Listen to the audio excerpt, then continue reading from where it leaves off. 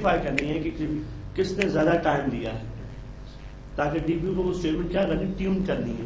तो किस व्यू से देखा जा सकता है, सीपीयू अंडरस्कोर टाइम से। अच्छा, select static from window session, ऐसे मुझे यूजर बताओ जो अभी सब चल रहे हैं, उनका मशीन नेम क्या है, EDRSB है, क्या है, ऐसे यूजर ऐसे यूजर जिनकी वो किस मशीन पे लॉगिन है, EDRSB मशीन है, और उनका लॉगिन टाइम क्या हो गया है, एक दिन कल का है, यानी कि आज कल से जो लॉगिन है और किस मशीन पे, तो कौन सा व्यू दिखाएगा, $3 सेशन पॉइंट। समझ आया कि आपके सर्वर को बहुत सारे यूजर्स काम कर रहे हैं, लॉगिन हैं, तो अब मुझे कुछ यूजर ऐसे भी होंगे जो कल से लॉगिन है, जो यूजर क्या है, कल से लॉगिन है, ठीक है, जो यूजर कल से लॉगिन है, मुझे वो वाले यूजर जो है हाईलाइट है, लेकिन उसकी मशीन कौन सी हो। अच्छा, उसके बाद तीसरा बता रहा है कि ऐसे मुझे यूजर सेट होता है, सिस्टम आइडेंटिफायर, हर यूजर का एक आईडी होता है और टाइम होता है। तो बता रहा है कि जो आपके टेबल वाला लॉक नहीं होते, मैंने आपको लॉकिंग बताया था, एक्सक्लूसिव लॉकिंग, शेयर लॉकिंग, तो उसके बारे में फिर आपको बताता है, जिन्होंने इसका ब्लॉक 0 से ज्यादा हो, जो यूजर ब्लॉक है, मुझे उनके बारे में इंफॉर्मेशन थे। तो ये आपको बताता है लाइव डेटा, यानी कि करंट जो इस एलसीए में, इंस्टेंस में, कंट्रोल फाइल में जो करंट एक्टिविटी चल रही है, उसके बारे में आपको लाइव डेटा देते हैं। और ये जो व्यू में जो डेटा होता है, ये बेसिकली व्यूज हैं, $V, इनके जो बेस टेबल होते हैं वो $X से स्टार्ट होते हैं। जैसे जो आपके DBA यूजर हैं, DBA यूजर लिस्ट को टेबल्स हैं, ये भी व्यूज हैं, इनके पीछे कोई बेस टेबल बने हुए हैं, वो होते हैं $, यूजर अंडरस्कोर टेबल या DBA अंडरस्कोर टेबल या ऑल अंडरस्कोर टेबल्स का बेस फीचर क्या है, $। अगर इंडेक्स है, user underscore index, DBA underscore index, उसके पीछे बेस टेबल क्या है, $। तो जो आपके डिक्शनरी व्यूज है, उनके बेस टेबल क्या है, उनके एंड पे क्या आ रहा है, $साइन आ रहा है। और जो इनके जो बेस टेबल हैं, वो उनके स्टार्ट हो रहा है $X से, और जो $V से स्टार्ट हो रहे हैं वो कहलाते हैं उसके व्यू, डायनामिक फॉर्मेट्स के व्यू कहलाते हैं, और वो कहलाते हैं डायनामिक फॉर्मेट्स के टेबल्स। अच्छा, अगर आपको तमाम देखने हैं कितने डायनामिक परफॉर्मेंस व्यू हैं, तो यहां से देखे जा सकते हैं। यू कैन क्यूरी, अगर आपको देखने एक, अगर आपको तमाम डिक्शनरी के व्यूज दें तो उसका व्यू होता है डिक्शनरी। अगर आपको डिक्शनरी के तमाम क्या देखने हैं, डिक्शनरी व्यूज, अगर आप करेंगे कोई भी डिक्शनरी व्यूज, उसको आप कैसे सिलेक्ट करेंगे, सिलेक्ट स्टैटिक फ्रॉम डिक्शनरी या select static from dictionary where name like this, यानी कि वो क्या होगा कि आप उसके डिक्शनरी व्यूज को देखने के लिए आप क्या यूज करते हैं, डिक्शनरी, उसमें आपको तमाम डिक्शनरी बताएगा। इसी तरह जो डायनामिक परफॉर्मेंस व्यू होते हैं, वो तमाम देखने के लिए कि कौन कौन से इस वक्त dictionary view dynamic performance views हैं या वो डायनामिक परफॉर्मेंस टेबल्स हैं, तो दोनों वो कहां से देखे जा सकते हैं, $V fix table. You can query $V fix table to see all view names, और इनको जो रेफर किया जाता है वो क्या है, $V व्यू से। अच्छा, इसमें जो डेटा होता है, read this is not guarantee on this view because data is dynamic. क्या मतलब है कि इसमें जो डेटा जो है, इसमें रीड नेसेसिटी नहीं होती। जैसे वहां पे जो होता था ना, आपके डिक्शनरी व्यूज हैं, जो अगर एक यूजर को डेटा नजर आ रहा है तो दूसरे को वो ही नजर आएगा। अगर एक टेबल, अगर सपोज डिक्शनरी में 4 टेबल है, तो अगर वो भी देख रहा है तो उसको भी 4 टेबल नजर आएंगे, इसको भी 4 टेबल नजर आएंगे। लेकिन ये जो होते हैं डायनामिक परफॉर्मेंस व्यू, अगर 2 DB है, A DB को कुछ मिल रही है और उसको कुछ मिल रही है, तो वो डिपेंड करता है। तो ये read is not guarantee on this view because data is dynamic होता है, ठीक है। और उसके बाद दीज व्यूज, इन व्यूज का फिर बात कर रहा हूँ, इन व्यूज का ऑनर कौन होता है, सिस। चाहे डिक्शनरी व्यूज हो, चाहे डायनामिक परफॉर्मेंस व्यूज हो, इन दोनों का ऑनर कौन होता है, सिस होता है। अच्छा, difference views are available in different time. कुछ ऐसे व्यूज हैं जो आपको इंस्टेंस अगर आपका नो माउंट स्टेट में क्या होता है, इससे स्टार्ट होता है ना, तो अब कुछ व्यूज ऐसे हैं जो नो माउंट पे भी चलाए जा सकते हैं। क्या कहा? कुछ व्यू ऐसे होते हैं डायनामिक व्यू आपका इंस्टेंस तो स्टार्ट है ना, तो क्योंकि उससे तो जो देनी है लाइव इंस्टेंस से देनी है, तो इसलिए उससे निकालने जितने भी व्यूज हैं वो सारे आपको मिल जाएंगे। कुछ व्यूज होते हैं जो कि आपको माउंटेड स्टेट में भी स्टार्ट किए जाते हैं, अगर आप डीबी माउंट स्टेट में तो उसको भी चलाया जा सकता है। और कुछ व्यूज ऐसे होते हैं जो सिर्फ ओपन हालत में मिलेंगे, जब आपकी डीबी ओपन होगी तभी मिलेंगे, लेकिन ओपन हालत में सारे मिलेंगे। लेकिन हाँ ये है कि माउंटेड हालत में ओपन के नहीं मिलेंगे और नो माउंट की हालत में माउंटेड के नहीं मिलेंगे। तो ये जितने डिफरेंट 3 स्टेजेस हैं, हर स्टेज के हिसाब से अपने अपने डायनामिक परफॉर्मेंस व्यूज मिलेंगे।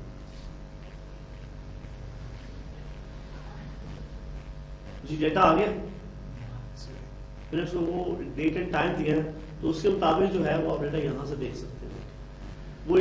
वही जो आप वहां से देख रहे थे ना लास्ट टाइम, जो हुआ है इसका कह रहा है कि 22/19/34 में क्या हुआ है, कंप्लीट डीपी आपकी ओपन होगी। ठीक है, तो ये आपको यहां से देखे जा सकते हैं।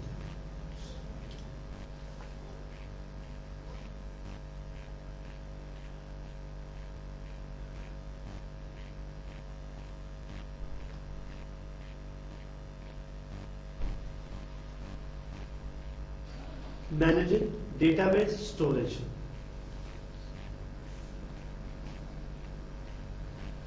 मैंने आपको बताया स्टोरेज स्ट्रक्चर क्या होता है, लॉजिकल स्ट्रक्चर होता है और फिजिकल स्ट्रक्चर।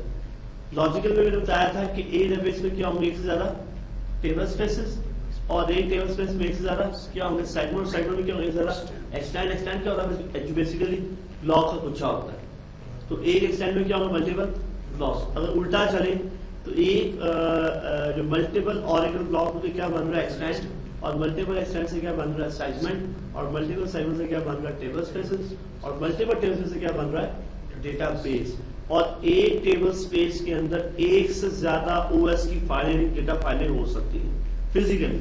ये है लॉजिकली, ये सारा सिस्टम क्या है आपका लॉजिकली। जो लॉजिकल जो आपका स्ट्रक्चर है ये आपको कहां से मिलेगा, डेटा डिक्शनरी व्यू से, और जो फिजिकल स्ट्रक्चर है वो कहां से मिलेगा आपको, कंट्रोल फाइल से।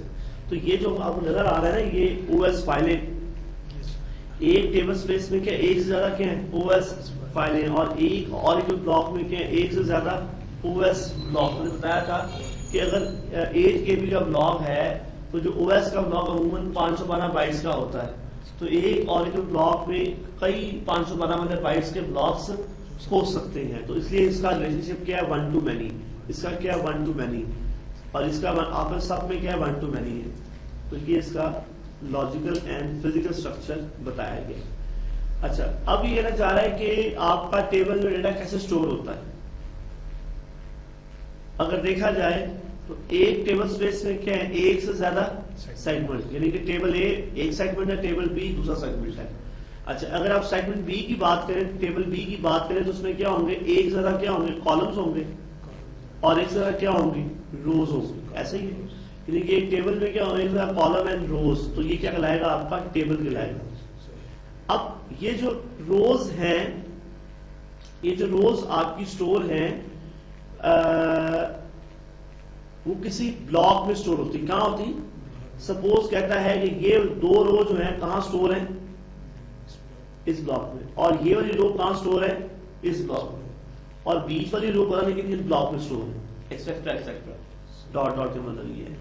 ठीक है, तो कहना ये चाह रहा है कि कुछ जो है रोज जो है वो एक ब्लॉक में है और कुछ रो दूसरे ब्लॉक में। बीच में कहता है कि जो टेबल की जो रो होंगी वो एक से ज्यादा ब्लॉक्स में, बीच में क्या डॉट डॉट जो जितने चाहे ब्लॉक हो, तो मल्टीपल ब्लॉक में क्या बन रहा है आपका, एक्सटेंड बन रहा है। तो ये कहलाता है आपका रो पीस।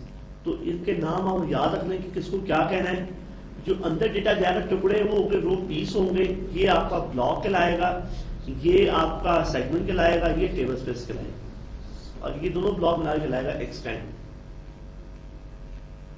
अच्छा, एक ब्लॉक का क्योंकि जो डेटा जो है अल्टीमेट जो रो पीस स्टोर कहां होते हैं आपके ऑरेकल ब्लॉक के अंदर। इस ब्लॉक के 3 अगर आप देखें पोर्शन नजर आ रहे हैं, ब्लॉक का हेडर होता है, जो ग्रोथ ब्लॉक का हेडर होता है और इसमें रो पीस यानी कि आपका रो का डेटा पड़ा होता है इसके, ये वो फ्री स्पेस है जिसमें डेटा और आ सकता है।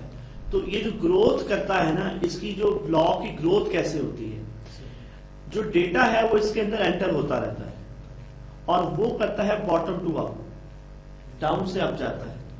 हेडर भी ग्रो करता है, डिपेंड करता है कि आप ये ब्लॉक किस सेगमेंट टाइप का, आगे सेगमेंट की टाइप पढ़ेंगे आप, डिपेंड करता है कि सेगमेंट किस टाइप का है।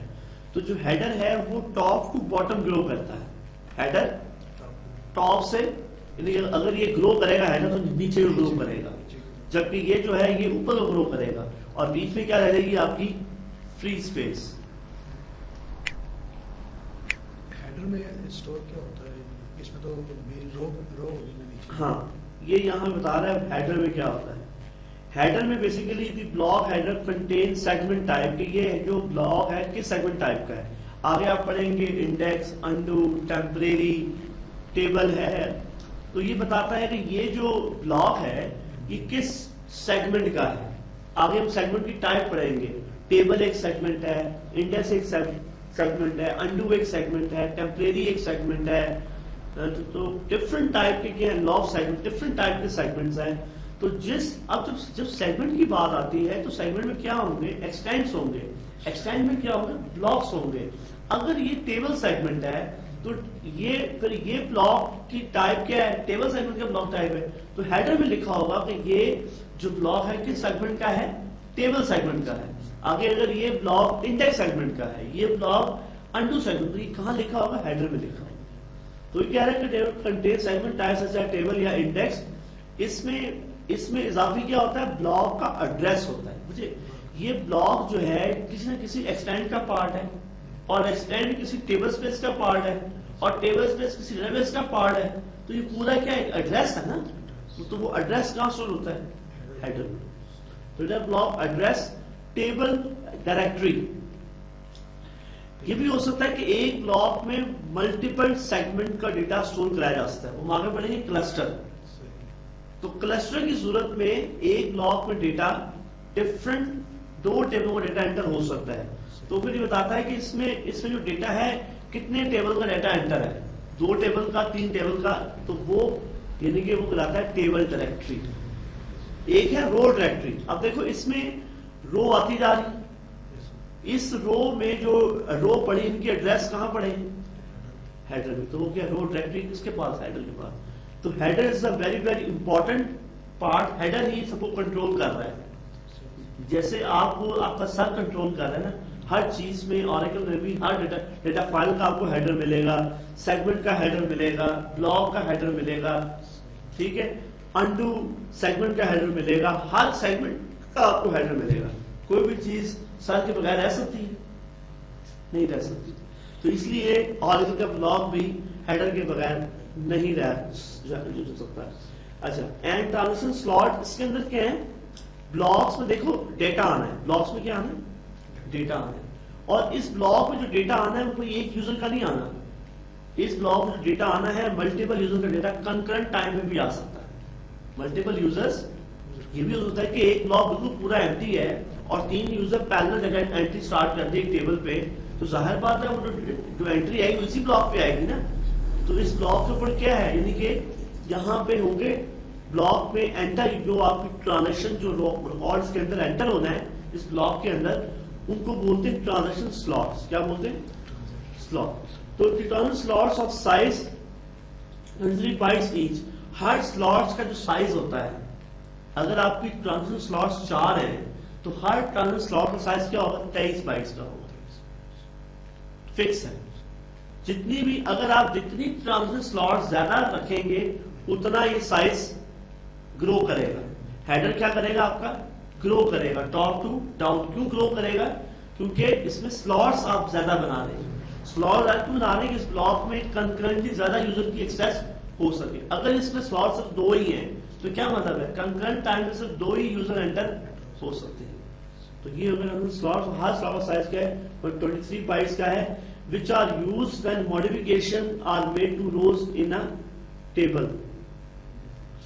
ये जो ट्रांजेक्शन स्लॉट्स है इन्हीं के थ्रू डेटा एंटर होना है। जाहिर बात है अब डेटा जो एक दफा एंटर हो गया तो डेटा मॉडिफाइड तो होना है ना, अंदर आप चेंज करना है, तो वो भी तो इसी के थ्रू होगा ना। तो the block header grow downward from the top, ठीक है। और ये जो ब्लैक स्पेस आ रही है ये क्या है, row data, this is actual data जो नीचे आ रहा है, जो आपका एम का जो स्कॉट का जो पूरा जो डेटा है जो कहाँ पड़ा है, इस ब्लॉक में पड़ा है। This is actual data for row in the block, और row data space grow up from the bottom, जो मैंने बताया था ये आपका बॉटम से आप जो है ग्रो करता है। फ्री स्पेस क्या है basically, free space is the middle of the block, बीच में जो स्पेस बचेगी वो क्या होगी, टोटल ब्लॉक का साइज कितना है 8 KB है, तो 8 KB के अंदर उसके ब्लॉक का हेडर भी का भी साइज होगा और नीचे जो डेटा का साइज भी होगा, तो बकाया जो रिमेनिंग बचेगा वो क्या होगा, उसका फ्री स्पेस होगा। तो free space is the middle tier of the block, the enable the header and जो data space to grow when necessary. भाई जब फ्री स्पेस होगी तो आपका हेडर जो है और रो डेटा एरिया क्या करेगा, ग्रो करेगा, ठीक है।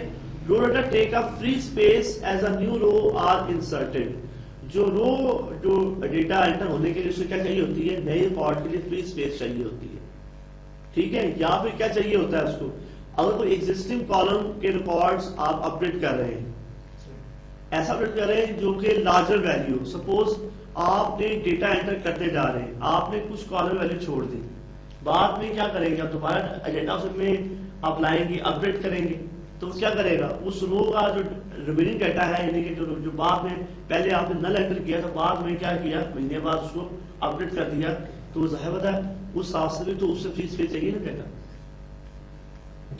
तो रो existing the example of event that cause header growth when row directory needs more row entry या more run slots are required, कहता है कि अगर the example of event that cause header growth, जब header growth होगा, कब growth होगा, header growth होने की रीजन क्या है, जब आपकी रो डायरेक्टरी में और रिकॉर्ड एंटर आना शुरू हो, जाहिर बात है जितने रिकॉर्ड आएंगे रो की डायरेक्टरी का साइज तो बढ़ेगा ना, ठीक वही कह रहे हैं कि row directory needs more row entry और more run slots are required, जब आप रन स्लॉट्स बढ़ाएंगे तब भी हेडर क्या आपका ग्रो करेगा। तो ये चीजें जो है ना, जो ट्रांजिशन स्लॉट्स जो हैं, ये रो तो जो रो डायरेक्टरी ग्रो करनी है वो तो ग्रो करनी है, लेकिन जो आपका ट्रांजिशन स्लॉट्स हैं ये इनिशियली जब आप सेगमेंट बनाते हैं ना, टेबल बनाते हैं, तो बताते हैं कि इस ब्लॉक में कितने दरवाजे रखे जाएं एंटर होने के लिए। जब सेगमेंट बनेगा तो सेगमेंट जाहिर बात है उसके एक्सटेंड बनेंगे, एक्सटेंड में क्या बनेंगे, ब्लॉक्स बनेंगे, और जितने ब्लॉक्स बनेंगे उनमें क्या बनेंगे, ट्रांजिशन स्लॉट्स बनेंगे, दरवाजे बनेंगे, इसके थ्रू डेटा एंटर या मॉडिफाई होना है। तो यहाँ भी कहना चाह रहा है कि मोर ट्रांजिशन स्लॉट्स आर रिक्वायर्ड, और ये जो चीजें इनिशियली क्या कहो, जब आप सेगमेंट बनाते हैं तो उसी वक्त सेगमेंट जब कमांड देते हैं क्रिएट टेबल, तो जब सेगमेंट बनता है उसी वक्त इनिशियली तौर पे ये सारा हेडर ग्रो होगा आपको। अगर उस वक्त आपने कहा कि स्लॉट 3 है और 100 ब्लॉक बन रहे हैं सेगमेंट के, तो हर ब्लॉक में क्या होगा, उसने 3 ब्लॉक का स्लॉट्स का साइज, हर स्लॉट साइज कितना लेगा, 23 बाइट, उस हिसाब से हेडर भी इनिशियली आपका ग्रो हो जाएगा, बन जाएगा। Initially free space in the block, शुरू में जब ब्लॉक एम्प्टी होता है तो जो फ्री स्पेस होती है ना वो कंटिन्यूअस कट्ठी मिलती है फ्री स्पेस आपको, अभी क्या कट्ठी मिल रही है ना, लेकिन जो डेटा आएगा डिलीट होगा तो फ्री स्पेस बीच में कहीं होगी, तो बीच में क्या होगी, फ्रेगमेंटेशन आ जाएगी, कहीं खाली कहीं भरा हुआ, कहीं खाली कहीं भरा हुआ। तो उस सोल में कहना चाह रहा है कि इनिशियली फ्री स्पेस ब्लॉक, मगर अगर जब आप डिलीशन करते हैं या अपडेशन करते हैं तो इससे क्या हो जाएगी, मे बी इसमें क्या हो जाएगी, फ्रेगमेंटेशन हो जाएगी, यहीं पे कहीं भी डेटा होगा, कहीं भी डेटा नहीं होगा। तो द फ्री स्पेस जो है इन दी, अच्छा इन कहीं डेटा है और कहीं डेटा नहीं है, तो अगर ये डेटा इकट्ठा हो जाए तो जगह एक कंटीन्यूअस जगह मिल जाएगी, नया रिकॉर्ड एंटर होने में आसानी होगी। अगर डेटा कहीं पे है कहीं पे नहीं है तो फ्री स्पेस जो बीच बीच में है, तो जब डेटा एंटर होगा तो उसको जो प्रॉब्लम होगी ना, जो जब उसे इकट्ठी जगह मिलेगी तो वो ये काम जो है वो ब्लॉक को कोलैप्स इकट्ठा करना डेटे को, वो कौन करेगा, सर्वर, और सर्वर खुद करेगा। ये बेसिकली ये जो काम है ना ये एसमॉन करेगा बेसिकली। ये इस किस्म की जो ब्लॉक में जो फ्रेगमेंटेशन हो जाती है उसको डीफ्रेगमेंट, कोलैप्स इकट्ठा कौन करता है, एसमॉन सिस्टम मॉनिटर।